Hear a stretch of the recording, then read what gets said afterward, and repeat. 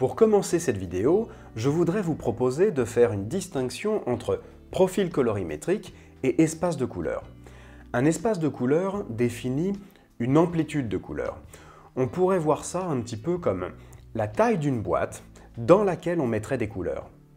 Un profil colorimétrique serait plutôt la manière d'agencer les couleurs à l'intérieur de la boîte. Sur cette chaîne, on a souvent parlé du log et du Rec 709, et donc tourner en log reviendrait à disposer d'une boîte plus grande que quand on tourne en Rec 709. Dans le menu d'une caméra, il y a un endroit dans lequel sont souvent mélangés tous les styles d'images différents, mais tous les profils autres que le log, comme les ciné-like, naturel, flat, etc., évoluent en réalité dans le même espace de couleur qui est le Rec 709. Donc la première chose à comprendre avec ces profils colorimétriques, c'est qu'ils sont conçus pour être visualisés tels quels. Il n'y a pas de lutte de conversion ou de color management pour modifier leur rendu. Et donc la première chose à faire avant d'étalonner ce type d'image, c'est de savoir si ce profil a été choisi pour une raison artistique ou pour une raison technique. Est-ce qu'on l'a utilisé parce qu'on aime son rendu, ou bien est-ce qu'on l'a utilisé parce qu'on voulait réduire le contraste pour gagner un peu en dynamique sans avoir à tourner en log. Et si c'est pour une raison artistique, eh bien, il faudra aller dans le sens du réalisateur et chercher un rendu assez doux. Et si c'est pour une raison technique, il faudra alors retrouver un bon niveau de contraste. On va partir de la seconde hypothèse. Même si mes images sont en Rec 709, j'ai quand même fait un color management. Donc pour ça, je les ai associés à un groupe en faisant clic droit, Add into a new group. Dans le groupe Pré-Clip, j'ai fait un Color Space Transform d'entrée avec un espace de travail en DaVinci White Gamut. Et mon Color Space Transform de sortie est au niveau de ma timeline. Alors traditionnellement, avant d'étalonner plan par plan, je vais d'abord créer un petit look, une esthétique pour l'ensemble du film.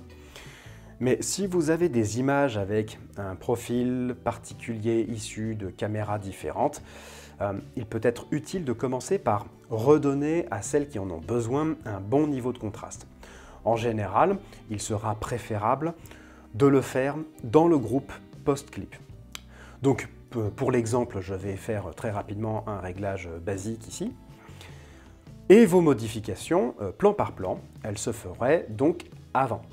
Éventuellement, vous pourriez aussi le faire au début, dans le groupe pré-clip, après le Color Space Transform, si jamais votre profil d'image faisait vraiment perdre trop de contraste.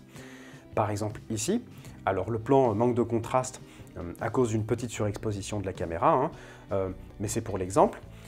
Il serait donc difficile ici de séparer les couleurs, par exemple avec un qualifieur, ou par exemple avec les courbes U versus U, dans la mesure où on voit qu'il y a très peu de séparation dans les couleurs de l'image.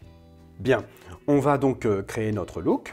Les dernières fois, je vous ai montré comment utiliser le Film Look Creator et les luttes de Resolve. Aujourd'hui, on va utiliser The-Answer. Si vous avez besoin, j'ai fait une revue complète du plugin.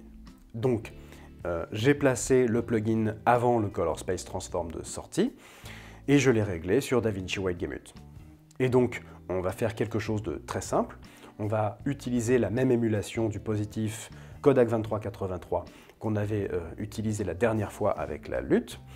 Et comme la dernière fois, on se retrouve avec une petite surexposition qu'on va simplement compenser ici. Voilà, et comme pour la lutte, l'effet est un peu fort, donc pour le réduire, on va se rendre dans l'output et le baisser, disons, à 65.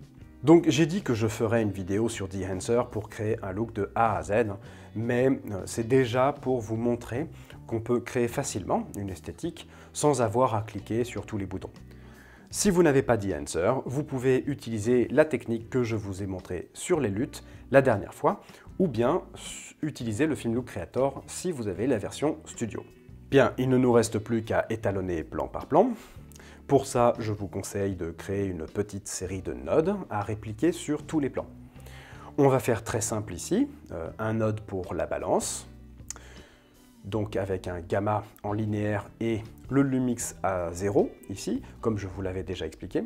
Le node suivant, par exemple, on va le réserver au contraste.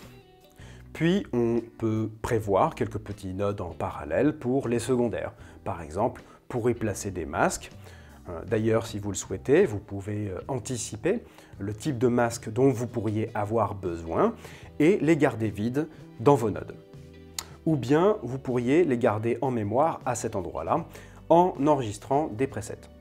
Voilà, ça c'est une structure nodale très basique, hein. Vous pouvez faire en fait ce qui vous semble le plus adapté à vos besoins. Puis vous n'avez plus qu'à copier-coller vos nodes sur l'ensemble de vos plans en faisant clic droit, Apply Grade, ou bien tout simplement en utilisant le bouton du milieu de la souris. Merci d'avoir suivi cette vidéo. Comme d'habitude, n'hésitez pas à commenter, à liker, à partager, etc. Et moi je vous dis à très bientôt.